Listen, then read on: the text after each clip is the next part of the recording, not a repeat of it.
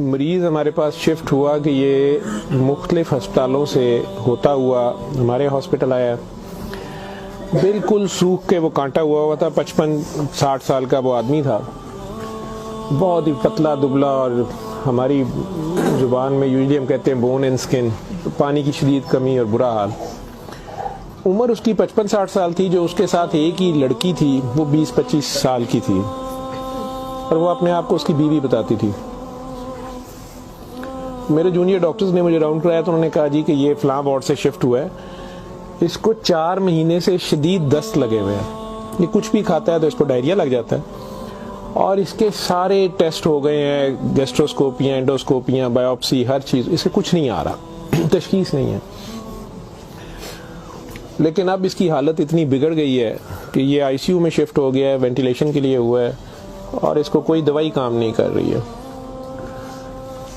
बल्कि मेरे एक जूनियर ने मुझे कहा कि जिस वार्ड से शिफ्ट हुआ है वहाँ की सीनियर डॉक्टर एक है, उन्होंने तंजन कहा है कि डॉक्टर साहब ने कहो एनू सूरत रमान सुनाना। तो ना तो टेस्टों में कुछ आ रहा है और ना कुछ आ रहा है। 4 माह से ऐसे है। जो हिस्ट्री होती है, हम जो डॉक्टर्स कॉमन चीज़ें होती हैं वो सारे पूछते हैं। तो बच्चों ने मुझे बताया, जूनियर डॉक्टर्स ने, कि ना शुगर है, ना ये नहीं, वो नहीं, फलानी। मैंने इन्हें कहा कि इसका एड्स का टेस्ट करा लें। तो बच्चों ने कहा कि जी पिछले साल इसका एड्स का टेस्ट मेयो हॉस्पिटल में हुआ था, तब भी इसको इसी तरह डायरिया लगा था और वो नेगेटिव है, और लेकिन पिछले साल फिर ये डायरिया ठीक हो गया था 2-3-4 माह के बाद, फिर ये बहुत बेहतर हालत में हो गया था, लेकिन अब फिर इसको 4 माह से ये है और अब इसकी ये हालत हो गई। अब ये बेहोश था वो, खैर वेंटिलेटर पे चला गया, लेकिन मैंने फिर भी उसका एड्स का टेस्ट भेज दिया कि भेजो उसका।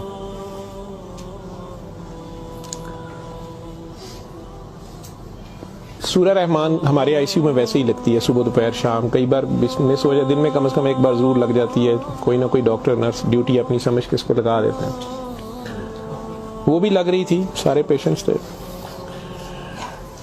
जहाँ तक जितनी मेरी याददाश्त साथ देती है कि तीसरा दिन था तो मेरी जूनियर डॉक्टर का मुझे फ़ोन आया, बड़ा पैनिकी।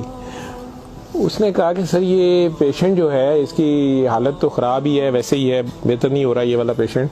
इस पर अचानक एक चेंज आई है कि ये सूरह रहमान जब भी लगती है, मैंने नोट किया है, लेकिन नर्सेज सुबह से बता रहे थे, लेकिन मैंने ये नोट किया अब कि जब भी लगती है इसके नाक मुंह से वैसे उसके पाइप डाला हुआ था, फेफड़े, हम सांस उसको मशीन, सांस वाली मशीन से जो है ना वो उसके लिए पाइप डाला हुआ था, नाक में भी एक नाली थी मैदे के लिए, बेहोश था।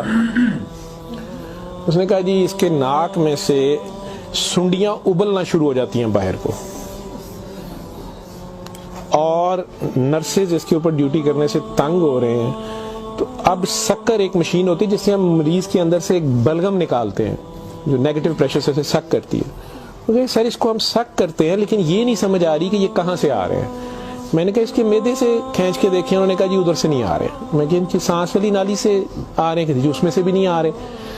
लेकिन जब सूरह रहमान बंद करते हैं ये ख़त्म हो जाते हैं, ये बाहर नज़र नहीं आते।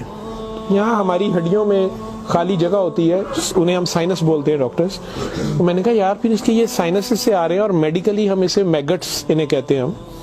शुगर का मरीज बेचारा आखिरी स्टेज पे, कई बार उसके जख्म बहुत ख़राब हो जाए तो उसमें कीड़े कई बार पड़ जाते हैं इस तरह।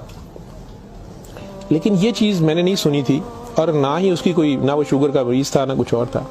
मैंने डॉक्टर साहब से कहा कि आप जो है ना इसका ये तो अब एंटीबायोटिक्स जा रही हैं, सारा कुछ जा रहा है, वैसे इसके एड्स के टेस्ट का पता करें वो कब तक आएगा।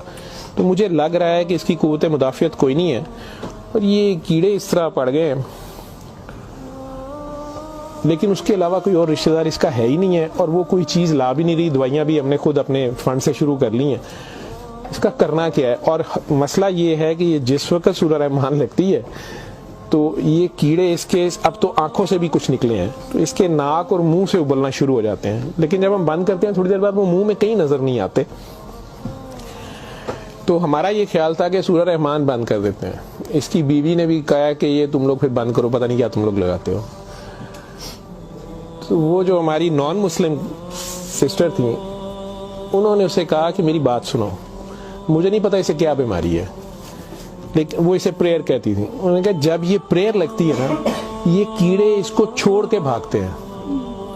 ठीक है, तो मैं तो कहती हूँ इसको 24 घंटे यही सुनाई जाओ। जब मैंने ये बातें सुनी तो खैर मैंने कहा कि इसकी बीवी को कहो कि वो रिपोर्ट का या हमें रिसीट दे दें, हम खुद अपने तौर पे पता कर लेते हैं। तो मेरे राउंड करने के बाद वो बंदी खुद ही आ गई मेरे पास। वो मुझे नहीं पता था कि वही सिस्टर ने उसकी बिठा के कहीं काउंसलिंग की थी। उसे उन्होंने कहा कि इसको हमें शक है कि एड्स ना हो, कि इसकी कुव्वत मुदाफ़ियत नहीं है, इस तरह कीड़े इसको पड़ गए, कुछ हो गया, शायद कमज़ोरी से हो गया, बीमारी की कमी से हो गया। तो ये उसका हम पता करना चाह रहे हैं। अदरवाइज तो जो दवाइयाँ हैं वो वही रहनी है। कुछ तरह की उसने बात की, कहती कि वो डर गई है थोड़ी सी, और वो कहती मैंने बड़े डॉक्टर साहब से कोई बात करनी है।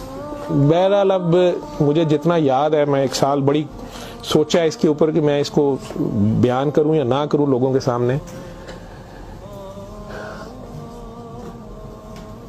उस औरत ने बड़ी खौफनाक कहानी मुझे सुनाई।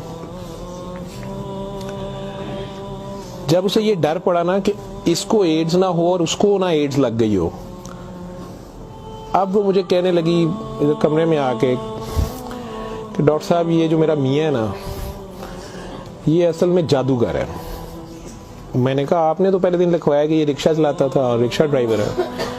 उसने कहा जी ये रिक्शा ड्राइवर तो है, लेकिन ये जादूगर है, काला जादू करता है, लेकिन करता कुरान से था। मुझे हंसी आ गई, मैंने कहा कुरान से काला जादू कैसे हो सकता है।